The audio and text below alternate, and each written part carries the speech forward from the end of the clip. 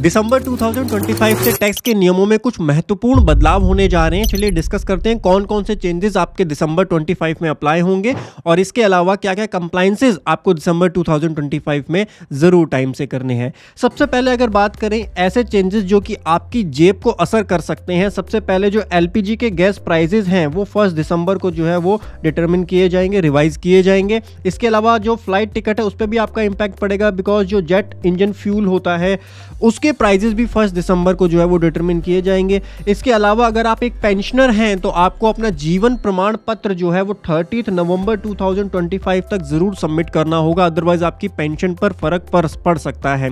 इसके अलावा income tax की बात करें, इनकम टैक्स के अंदर क्या क्या कंप्लायंसेस हैं जो आपको दिसंबर मंथ के अंदर जरूर करने हैं।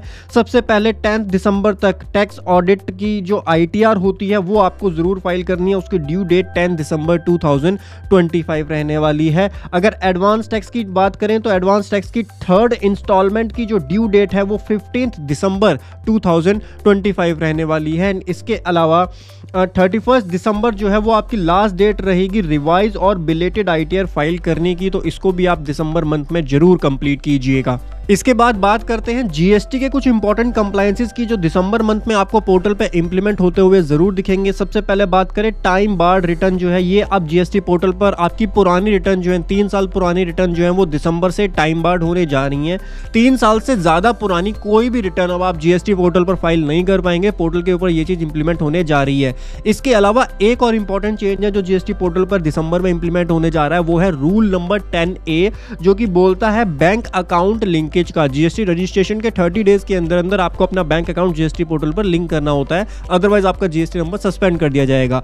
अब ये वाला फंक्शन जो है GST पोर्टल पर ऑटोमेटिकली काम करेगा, तो अगर आपके किसी क्लाइंट का बैंक अकाउंट लिंक नहीं है GST नंबर से तो वहां पर उसका GST कैंसिल हो सकता है। ध्यान रखिएगा, ये वाली फंक्शन जो है ये बहुत जल्दी GST पोर्टल पर आपको दिसंबर में देखने के लिए मिलेगा और इससे रिलेटेड एडवाइजरी भी GST की तरफ से आ चुकी है।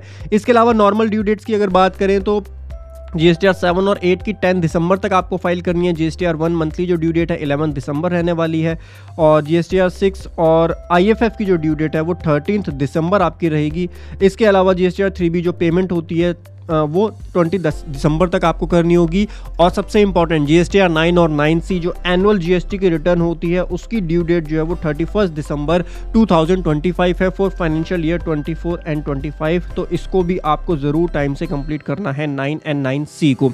इसके बाद अगर बात करें कुछ ROC के इंपॉर्टेंट कंप्लायंसेस है, ROC की जो ड्यू डेट्स है उसको भी एक्सटेंड करके 31 दिसंबर कर दिया गया था और AOC 4 और MGT 7 और 7A इस केस में भी 31 दिसंबर 2025 तक आप फाइल कर सकते हैं विदाउट एनी लेट फीस। तो MC की जो ये वाली ड्यू डेट्स हैं वो भी आपको ध्यान रखनी होंगी। इसके अलावा गाइस GSTR 9 और 9C के सभी सेशंस मैंने अपने प्रैक्टिकल कोर्स के अंदर अपडेट कर दिए हैं। अगर आपने हमारा GST का कोर्स लिया हुआ है, मेगा कॉम्बो कोर्स लिया हुआ है, टैक्स कॉम्बो कोर्स लिया हुआ है या GSTR 9 और 9C का कोर्स लिया हुआ है तो उसके अंदर 24-25 की 9 और 9C मैंने डिटेल में कॉम्प्रिहेंसिव मैनर में कवर कर दिया, उसको आप जरूर चेक कर सकते हैं।